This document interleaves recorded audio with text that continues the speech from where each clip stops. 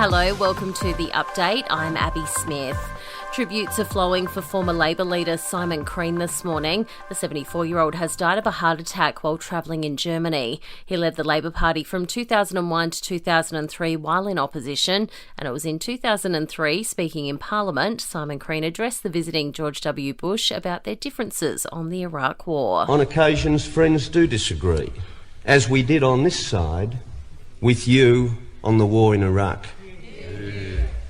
More Aussies are becoming opposed to altering the constitution to achieve the voice, with a majority of states lined up to deliver a no vote. The major blow to the Yes campaign comes amid fresh warnings from PM Anthony Albanese. A failed referendum would set back the cause of reconciliation. There's been a cut in the wait time for blood donors with new tattoos. Previously, tattooed donors had to wait 4 months to give blood after being inked up, but from today, the wait time has been reduced to a week. Ruby the Roo is heading to China this week. Tourism Australia is set to step up their campaign to woo Chinese visitors back down under, with executives to meet with Chinese airlines and other travel providers. Tourist numbers are still a long way from pre-COVID levels.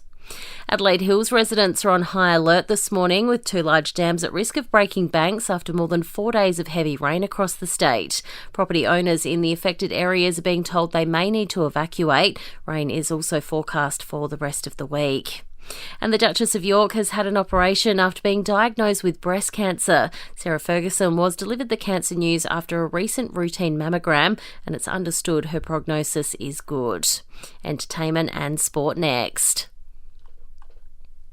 Round 15 of the AFL has wrapped up, with the Suns beating the Hawks by 67 points, while Adelaide's Ben Keays could be fined for his part in a melee which broke out during Collingwood's 2-point win over the Crows. Keays ripped Mason Cox's glasses off in the first quarter.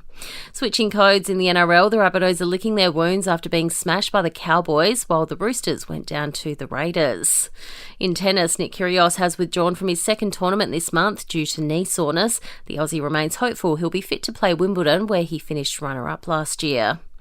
Australia is 5 wickets away from a women's Ashes Test victory at Trent Bridge. Ash Gardner's triple strike late on day 4, taking England to 5-4-1-1-6, needing 152 runs for victory. And a Super Netball Grand Final will be played between West Coast Fever and the Adelaide Thunderbirds. The Fever moved through to the decider by beating the Melbourne Vixens 64-57. In entertainment news, Kate Middleton could be the next star of Wimbledon, it seems. The Princess of Wales has kept up with champion Roger Federer at the Ball Boys and Girls Training Facility, who play a pivotal role in the competition. Good catch. Are you allowed to do that? Oh yeah, are you allowed to do that? That's good in point. Australia they would catch it, but here in Wimbledon they don't. Yeah, you're not meant to catch it, you're meant to let it bout and then get it, but good catch. Taylor Swift has told fans to back off of her ex John Mayer. The singer took to the stage with the song Dear John, which she wrote when she was 19, and says she's now 33 and doesn't care about what happened to her more than a decade ago. She urged fans not to jump on the net and defend her against someone she wrote a song about 14 years ago.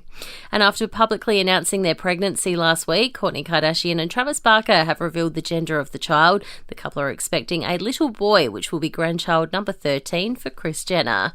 And that's the latest from the Nova podcast team. We'll see you this afternoon for another episode of The Update.